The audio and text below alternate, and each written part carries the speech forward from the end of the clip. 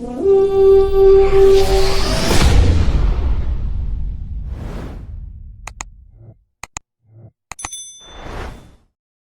Minnesota Vikings are right on the edge of free agency, and the start of the league year is right around the corner, and things are shifting behind the scenes. Now, we've seen contracts be adjusted, trades be talked about, and major roster moves going forward. But when you step back and you look at everything through a different lens, you start to wonder, are the Minnesota Vikings setting up something big? I don't know. We can only wait and see. But first off, let's talk about what the Vikings done with the tight end position. Now, TJ Hockenson has agreed to a contract restructure slash pay cut with the Minnesota Vikings that will eventually, expire at the end of the season. Now, TJ Hockenson had a few years left on his deal when he signed it, a couple of years ago. But we've seen TJ Hawkinson's,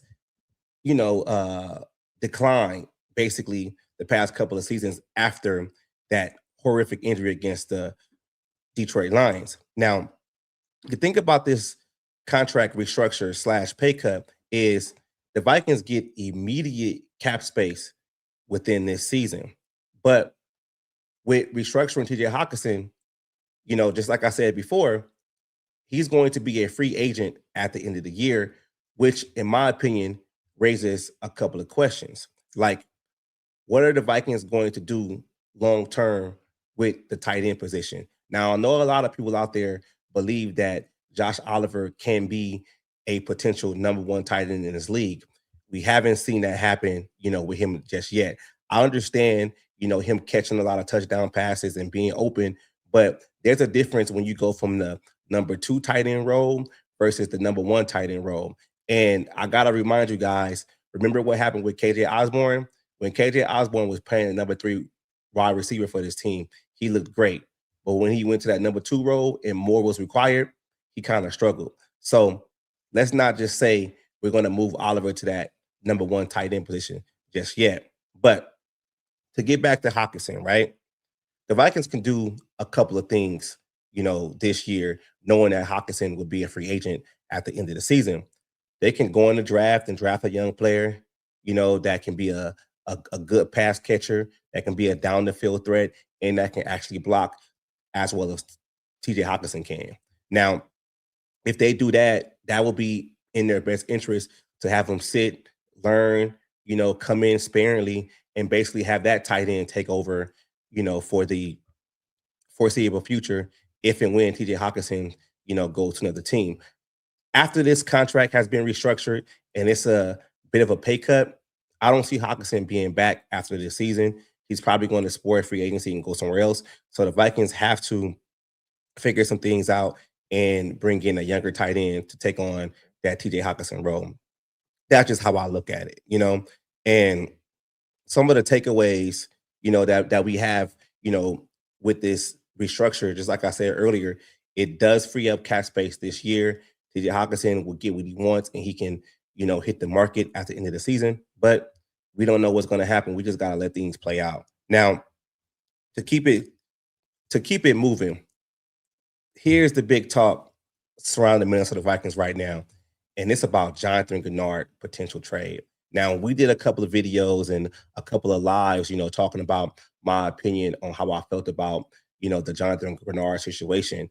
And I look at it a lot of different ways, right? Like, I understand, Jonathan Greenard's point of view of he wants to get market value for what he's done in this league as a premier edge rusher. I'm gonna say premier edge rusher because he's not one of the higher echelon elite edge rushers in this league. So I understand that. And I understand that Minnesota Vikings, reluctant to bring in a new contract that's going to give him upwards to 20-something million dollars as of right now. So I get both sides. But let's talk about, the potential trade scenario. So there's a lot of, talk on the streets that the New England Patriots are, interested, the Dallas Cowboys, and also the Philadelphia Eagles. Now, we can't, as Viking fans, try to compare what Max Crosby got, within the trade with the Baltimore Ravens versus, Jonathan Greenard. Me personally, I'm happy with a second or a third. I'm happy with a first next year because I think by trading Jonathan Greenard, it does a lot of things for this roster. It gives Dallas Turner, a beeline to be the quote unquote bona fide starter on that side of the ball for the defense, right? And also it gives the Vikings much more cap flexibility going forward, especially this season. And I just think like a lot of those things, are not talked about when you're trying to build a roster, for the future. I'm not saying Jonathan Greenard is a bad player. I'm not saying that. I'm not saying Jonathan Greenard does not deserve, to be paid market value. All I'm saying is the Minnesota Vikings have a lot of holes on this roster, and they already have his potential replacement on this roster already with Dallas Turner. And if it came to be that a team offered a second round pick or a third round pick or whatever pick compensation, that's adequate for Jonathan Greenard, I'll say the Vikings should take it because going forward, just like I said before, they have a lot of holes on this roster. I mean, we don't have to get into much depth about the defense right now, but you basically cut Javon Hargrave and Jonathan Allen. Um, I don't know what's going to happen with Eric Wilson in free agency. You only have two playable corners in Brian Murphy and Isaiah Rodgers. And with the safety position, you are going to need two guys there because you want to put Josh Metellus back at that rower position where he plays his best football. So I get it. I get it. And I just think the Vikings have to be a team that does this early and not continue to be the team that basically held on to a player maybe a year or two too late, and then they couldn't get proper value for him. And to throw another wrench in this situation, we've seen Daniil Hunter get another pay extension. Going forward, I think it was like something like $40 million. Extending him for another year, but I don't think Greenard is going to command anything like that. And if the teams are out there, trying to trade for him, I think it's in the Vikings' best interest to look to be doing that. Now, let's shift to the quarterback position. And I know a lot of y'all are getting fatigued about the quarterback position, but we got to do it. So let's talk about it. Now, some of the rumors surrounding Kyler Murray right now, because I'm recording this Sunday, the rumors were the rumors circling Kyler Murray is like this though, right? You have a lot of people, especially from Viking fans, content creators, beat writers, like that. They're basically saying that Kyler Murray is a guaranteed lock to come to the Minnesota Vikings. But it seems like teams, reporters outside of Minnesota, they're basically saying that that's not the case right now. That Kyler Murray, if he gets released, that there are other teams that are in the running for him. And they are the Atlanta Falcons, the Indianapolis Colts, the New York Jets, and also the Miami Dolphins. And this is the thing that I was saying earlier when I dropped that short video about the Jets maybe trying to trade for Kyler before he hits free agency to kind of like lock him in and not have a standoff with other teams, because we know if Kyler gets cut that he's probably going to sign for the vet minimum. That's like 1.3 whatever. But it's like I said before with the Jets, they might not want to get into a bidding war with nobody and basically eat some of the salary cap, and help out the Arizona Cardinals going forward. That could happen. But let's move on from there. Let's just say Kyler Murray does get released at the beginning of, free agency, the top of the league year. With these names for these teams that are out there, and I think there are going to be other teams out there also that is going to express interest in Kyler Murray, considering that he's probably going to only sign for the league minimum. And I think the Vikings have to figure some things out. They can't put all their eggs in one basket like they did last year with the Daniel Jones situation. They basically kind of felt like Daniel Jones was going to sign here regardless because he was here the year before, and it didn't work out that way. And Daniel Jones basically played the Vikings to get as much money as he could with the Colts, and we see how that is, turning out right now. So I just feel like this, like, I know JJ McCarthy is on this roster. Like, we know that JJ McCarthy is on this roster. I don't think he's going to get traded. But if the Vikings miss out on Kyler Murray, maybe they need to shift to someone like Geno Smith going forward, just to make sure that they have a veteran quarterback on this roster that can get this done. Because we've heard reports about Carson Wentz re-signing with the Minnesota Vikings, but we haven't seen anything else outside of that, come to play considering Carson Wentz with the Vikings. So I'm just saying this right now as of we can't let history repeat itself. Like the Vikings have to have a plan A, plan B, plan C for whatever happens because you don't know what another team is going to offer Kyler Murray in free agency. And even though, we can say it's only 1.3, whatever, another team could offer him more flexibility going forward. And they can also offer him, to be the bona fide starter, years to come. They can have more of a commitment to Kyler Murray. And I don't think the Vikings are necessarily there yet right now because that could be a bargaining chip because the Kyler Murray will be coming to a team basically that has a young quarterback that they drafted, a couple of years prior. And we're not going to have that conversation about where JJ McCarthy is in his development stage as a quarterback.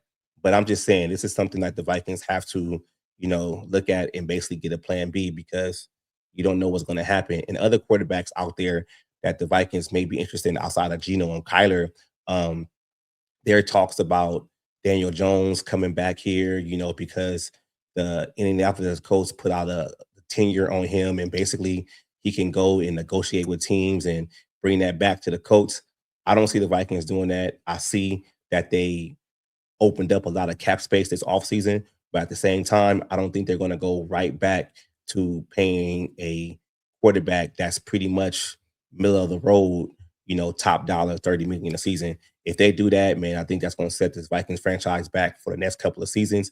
And that would be that would be basically signaling the fact that Kevin O'Connell is basically trying to save his job and he's not trying to develop anybody. And I just heard that Kirk Cousins, he wants about 25 million per season. And that's another issue I feel like the Vikings shouldn't do. And that's just why I'm saying like guys like Geno, Kyler, um, Carson Wentz, Zach Wilson. I mean, I think a name that the Vikings should be, circling around is Russell Wilson because I think Russell Wilson could come in here and be a leader for this team and actually help McCarthy going forward. But we'll get into that a little bit more. But at the same time, I just think the Vikings got to be more proactive, in what they do. But when we're talking about all these things about quarterback, I have to like tip my hat and we got to talk about Rob Brzezinski, man. So I got to give major credit to the interim GM, Rob Brzezinski, because I'm starting to feel like he has a clear vision of what he wants this team to be going forward.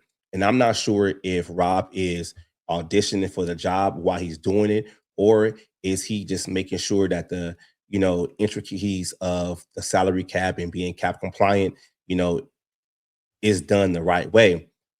But what I have noticed during this whole situation is I was afraid that when the Minnesota Vikings fired Kwesi abruptly and they kind of threw everybody off, like what's going on with this team, I thought that Kevin O'Connell and the coaching staff going forward were going to have like more say so on what to do with this roster. And I'm not seeing that. I think we're seeing now that Rob is the guy who's making these decisions because the decision that's being made is, it's best for the team long term. And it's not decisions that's being made for a team that basically wants to win now. And you guys already know, like, that's one of my biggest gripes with this team of always trying to be in win now mode and not actually resetting this roster. And I think Rob is leaning towards resetting this roster for the future.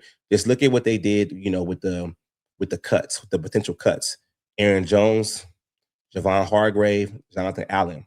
And then you have to throw in a situation with the Vikings actually restructuring the pillars on this team with Justin Jefferson, Brian Murphy, and Christian Darrisaw. We have yet to see what's going to happen with Brian O'Neill going forward. But at the same time, I'm real big on Brian O'Neill. I mean, he's a captain on that offensive line. I don't think that it's best that the Vikings move on from Brian O'Neill right now. Maybe give him a 2-year deal, with adequate money to go forward. But to get back to Brzezinski, I just think some of the moves he's made, is perfect for this team going forward. And you also have to throw in a situation with the TJ Hockenson restructure. And that thing is hard because people, when they hear restructure, they think, oh, he's getting more money, he's getting a new deal. But it's kind of like pulling teeth when you actually tell a player like, we want you to be in the building, but we don't want to pay you what we already signed up to pay you. And they got this done. So I have to give my hat off to Rob Brzezinski going forward. And the one thing I have to think about also too with Rob, like Rob's been with this team over 20 plus years. I'm not sure if he wants to be the general manager long term, but there could be orders coming from the top, from the Wilfs, basically saying that, hey, get this cap right, get the players, that you want to that we feel are going to be mainstays on this team, restructure their contracts, free up the cap space. Let's look like we're cap compliant. Let's start looking like we know what we're doing, with this team. Basically, so the next general manager can look at the Minnesota Vikings as an attractive job to get. Because if you think about it, if the Vikings basically did, the bare minimum just to become cap compliant, you think the general manager wants to come here and be like, oh shit, now I gotta fix the cap. It's like they're doing these things, making sure that everything is done for someone to step in and say, hey, let's keep the ball rolling. But yeah, I just gotta give my hats off to Rob Brzezinski, on that front, because it's you have to do it. So I'm not sure if I'm going to add this to the whole video, but I'm gonna just go ahead and go do it. Let's get into my latest offseason blueprint. I'm going to try my best to stick to the model. It wasn't working the last time I was trying to do it live with my boy Rap. And for the past couple of days, I've been trying to check on it to see if it's actually, back up to snuff. So let's get into it. All right. All right. So we got it already up there right now. Let me move my screens real quick. Bear with me. All right. So this is going to be my offseason blueprint right now. Now you can see that the Minnesota Vikings are currently still negative $1 million. I'm really not sure how they are calculating that out right now, because when we go in, we can still see that we still have to make some cuts. I think what that 1 million actually is the fact that they did all the restructures. So let's start it up. Let's start it up. Now, site seems like it's working great. So the first thing, yeah, I think they did change it, because I can see Christian Darrisaw's cap number down, and also Justin Jefferson's cap number down from before. So let's do this. Let's start with the cuts. Let's start with the cuts. We got Aaron Jones. We're gonna do an outright cut. I think with the restructures and with the pay cut for TJ Hockenson, I might not do too many post June cuts. May not, but let's go forward. So we're gonna cut Aaron Jones. Boom. Cut Aaron Jones, and that puts us at 6.4 million. Now, the next thing we're going to do is we're going to go to D line. We are going to cut Javon Hargrave. Now, I think his contract is perfect to do the post June cut. There, that way we can, eat 6.5 this season, and then 4 million next season, and overall get a cap saving of 15 million this season. So let's do a post June cut for Javon Hargrave. All right, get that done. Now, this is something weird. I don't know why they got Jonathan Allen down here as edge, but so right now we at 21 million point four. Okay, so let's cut Jonathan Allen. Now let's see what the post June looks like. We get a cap savings right now, 4 million, and then we got to eat dead money of 17 million. So let's do a post June. All right, post June will free up 17 million this year, and the dead money for 2016. I mean 20 for 26 will be 4, and 27 will be 12. So let's just do a post June for that one. All right, cool. So now we got like 38 million, 38, 39 million going forward. Now, the thing about it is too, that's the O-line. I don't see Ryan. Yeah, Ryan Kelly is a potential free agent right now. So we already got him down there. He's basically retired. That's where they put him right there. So let's do this. Let's do this first. All right. Let's extend Brian O'Neill. Now, you can either extend him and restructure. You can save about $8 million. I want to give Brian O'Neill 2 more years. So this is how it's going to break down. New money of 45 million. Right now, the cap hit will be 20 million, down from 23. Let's move that around a little bit. Let's see if it's 1 year. 1 year, okay, we can, that gives them about 8 million. It's really not going to be that much. We can backload it, we can front load it. Let's just keep it flat and let's extend Brian O'Neill, man. Boom. So now we got 46 with the extension, 46 million with the extension for Brian O'Neill going forward. That's money to play with in free agency right now. And we got to have about like $6 million for the prospective draft pick. So that's pretty much all I am going to do here. Now, the thing about it, before we get into the trades and before we get into free agency, Kyler Murray is not yet cut. So we can't sign him, because he's not yet cut. So we got to like potentially have things in play because of that. All right. So let's keep it moving. Let's keep it moving. Let's go to the trades, right? Now, we got some trades for Blake Cashman. We got another trade for Blake Cashman. Garrett Williams. Nah, we're not. Kayshon Boutte. We're not making those trades. We're going to build our own trade. We're going to build our own trade. And what we are going to do is we are going to trade Jonathan Greenard right here. We're going to trade Jonathan Greenard. And the 3 teams that I said earlier were the Dallas Cowboys, New England Patriots, and the Philadelphia Eagles. So I say let's trade them to the Patriots. Let's just trade them to the Patriots, man. So we got the Patriots right here. Let's add a pick. Let's try to get their 31st pick. Boom. Let's see what happens. Offer the trade. Says uneven. It's unlikely. All right. So let's adjust it. Let's adjust it. All right. So let's do this. Let's take their first pick right here. Let me see what happens if let's not even take their first pick. Let's you know what? Yeah, I want that 31. So we get the 31. See, you see where it says the 100 and the 78. Let's have them give us, just to make this thing go through. Let's do a pick swap of the 246, and we got a pick right here. We can give them the 239. So let's do that. See what happens. It's unlikely again. Let's just force this trade. Call it a day. All right. So Jonathan Greenard is out, and now we have upwards to 68 million in cap space. That's great. Now we're not going to do any more trades at this point. I don't think is needed. So let's just go ahead and let's go on to free agency. Now, we got some guys that we can do some tenures. Ben Sims, no. I'm skipping these tenures. None of these guys I want back.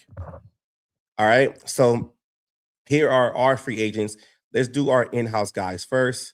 RIP to Rondale Moore. Man, still got him up here. So Ryan Wright. Let's resign Ryan Wright, the punter. 3 years flat. All right, we can do that. 3 years flat. Let's give him about $2 million a season. Make that offer for him. Accept it. Boom. Ryan Wright's up in there. Xavier Scott, exclusive rights. Retain him. I think they've done it already. All right. So Eric Wilson. Now, Eric Wilson, let's come back. Let's just take care of Eric Wilson right now. Eric Wilson, 2-year flat rate, 5.6 million a year. That's cool. Let's just give him 6. Let's give him 6. Make that offer to him. Boom. We got Eric Wilson back. Now, Brett Rippon, no. John Walford, no. Harrison Smith, he should retire. Tyre Thomas, no. Now, let's go to Andrew DePaula, right? Andrew DePaula, let's bring him back. He's a little up in age, man. Let's give him 2-year flat, about 1.3 a season. Oh, he rejected. Let's revise it. Let's revise it. Let's give him more money. Boom, make the offer. There we go. There we go. We got the specialists in there. Now we're gonna let Ty Chandler walk. Fabian Monroe, we're gonna let him walk. All right. So now let's get into the nitty-gritty with who we bringing in. Now, start with the quarterback. All right. Got Zach Wilson. All right. You got Aaron Rodgers, Joe Flacco, Cal Allen, Tyler Huntley, Zach Wilson, and we have no Geno. Malik Willis. I don't see Geno on here at all. Man, we're gonna have to do this exercise a little bit later, man, when everybody be available. So let's just do this. Let's just do this. Let's let's just get Russell Wilson, man, because to do this exercise. So we're gonna take Russell Wilson on a 2-year deal, 2-year deal flat for 8.9. Boom. We got the veteran quarterback, right? Now let's go and look at corners. Now, corners is going to be a spot where we got to figure some things out, man. We don't want Marshawn Lattimore. Reek Williams is going to cost too much. A guy I'm looking for is Greg Newsome II, man. Let's get Greg Newsome II in here for $12 million for 2 years. You know, altogether 37 with bonuses and everything like that. Boom. Let's bring him in here. Confirm the signing. Boom. Now, let's also bring in a safety. Let's bring in a safety I want to bring. This is a safety I want to bring in. I want to bring in Kobe Bryant at safety. Now, we can sign him to another 2-year deal, 12 flat, also something similar, because I feel like this, though, right? Like, I know the Vikings, don't have, more corners on the roster. So I'm willing to bring in 2 veterans, a veteran corner and a veteran safety to help things out. So, just to stay pace, and then we're going to draft guys too. So let's make that offer. Boom. Got him in the building. So now we at 24 million. Now we got to be a little bit smarter. Now, what I say we do is let's look at an edge. Let's look at an edge rusher that we can probably sign for 1 year. For 1 year, just to, be solid, to give some depth to that room. Dang, Jaden Phillips is still out there. He's out there, man. Damn. I say we should do that, man. I say we give Jalen Phillips, 2 years. He's only 27 and see what happens with that. For real. Like if you bring him in here and he can excel and he can give you 2 good years and be that rotational piece, on the edge of the room, I say let's do that. Let's do that. Let's do that. Boom. So there we go. Jalen Phillips. Now that's pretty much it. Who I'm gonna target. I'm going to look at running backs right now. Also, for running backs, Kenneth Walker. We ain't looking at that. Rico Dotto would be nice. Travis Etienne, but these guys are getting up in age, man. Like I want to stay away from that. Najee Harris is coming off, an injury. Tyler Argier, 26. I mean, we compare him. You know what? Dominic Pierce, Jerome Ford. Yeah, everybody's like, man, they a little bit older, man. They a little bit older. Oh man, let's do this. Let's do this. Let's bring in Tyler Algier. I think Tyler Algier would be great. But damn, man, he's 20. Tyler Algier is 26, 3 million. It ain't gonna cost us that much. Let's just give him a 2-year deal, man. Reason why I'm giving 2-year deals right now, man, is because I figure they can work the money out. If they work out good, then you got somebody for 2 years. And if it don't, you just gotta dump it then. But going forward, I think that's a better way of looking at it besides signing a gang of 1-year deals. So all right, Tyler Algier, boom. Now I don't know if we need to get another receiver as of right now. I think we should look at in the draft. I know we're going to probably lose Jalen Naylor, but nah, we got about 14 million left in cap space. Let's just keep that and maybe roll some stuff over to next year because we got to sign some draft picks. So let's get into the draft, man. Let's get into the draft. So we're gonna make this speed go a little bit more, a little bit faster. So start the mock. 7th round mock. All right. All right. Let's get into it. Man, I love this part. I love this part about the draft, man. This mock season, man. So let's start. Boom. Fernando Mendoza went for Alvaro Reese. Boom, boom, boom. Guys coming off the board. All right. So right now, saying the best pick available right now is Cameron Sadiq and it's Peter Woods. Now, Peter Woods, defensive tackle from Clemson. Let's look at who else is available for the D line. Peter Woods, Caleb McDonald, Caleb Banks. Caleb Banks. Caleb Banks at 36. That's what they're talking about. You know, I think I like Caleb Banks. He's not a 3-tech, but oh man. So what is that? All right, cool. So let's look at the trades and see if we can trade down. So Vegas wants to trade down. They want to give us a 36 in the future. No. The Jets want to give us 33 and 44. No. Philadelphia wants to give us 23 and 54. I like that one. I like a 23 and 54. And the Niners want to give us 27 and 58. I think I'm gonna take this one right here. I think I'm gonna take that one. Yeah. Boom. I'm gonna take that one from Philly. Let's keep on going. Boom. We right back on the board. We right back on the board. Kaden McDonald. Okay, let's see what else is available. Let's see what else is available. Where we at? Kaden McDonald, Colton Hood, Kevin Concepcion. See what the corners look like. Let's see what the safeties look like. Emmanuel McNeil Warren. Nah. Kaden McDonald, man. Okay. I'm not sure if we should. You know what? Let's take the value. Let's take the value, man. Let's take the value and let's take Kaden McDonald at 6'2". Okay. Now let me see something real quick. Who's bigger on that D line? Oh shit, Caleb Banks is 6'6", man. Caleb Banks is a dog. Caleb Banks is huge.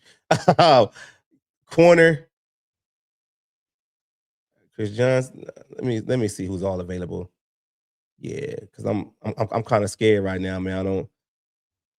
You know what? Let's do this. Let's do this. Let's go McNeil Warren, in the first at 23. Boom. Oh shit. Caleb Banks, they all went. Caden McDonald and Caleb Banks went early before we can get them in. Damn, we shouldn't just waited. Damn, they got us. They got us for that one. All right, so you know what? Fuck it.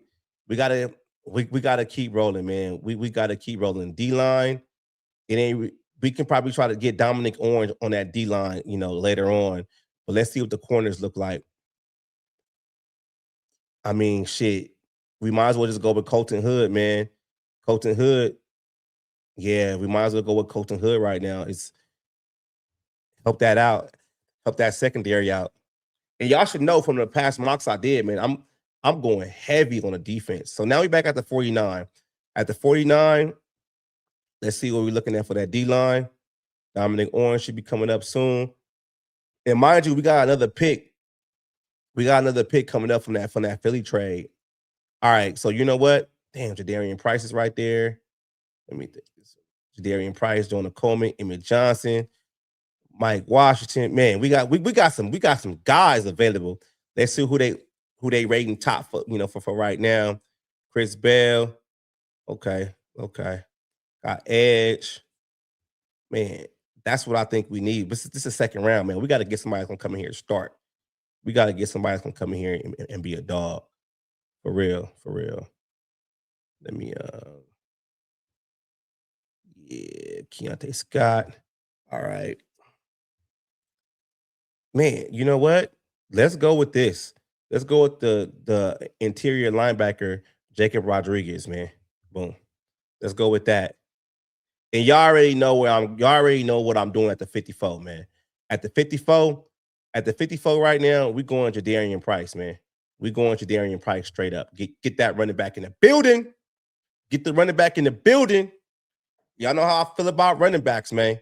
Get them in the building. All right, so right now we're at the 82. Let's see if Dominic Orange is still there. Nah, he's not. He's gone. Shit, this might not be where we need to get that at. But let's look at center right here. Let's look at center. No, we want interior O line. We got Jake Slaughter at 9. Jake Slaughter. Let's go ahead and take that center. Jake Slaughter, man. Go ahead, get it done. Book it, book it. Now we at 97 right now. 97. All right, let's see what's available right now. You got an offensive tackle, Isaiah World. Man, that might be something to think about as a swing tackle compared, to what's going on. We're having Justin Schooling out there, but let's just look at him and see, what he measures 6'5". Okay. Trends. See, that's why I like this one. Okay. Okay. 75 spots. I mean, from Oregon, let's just draft him right now. Call it a day, man. We get some depth at that position. That's just how I look at it.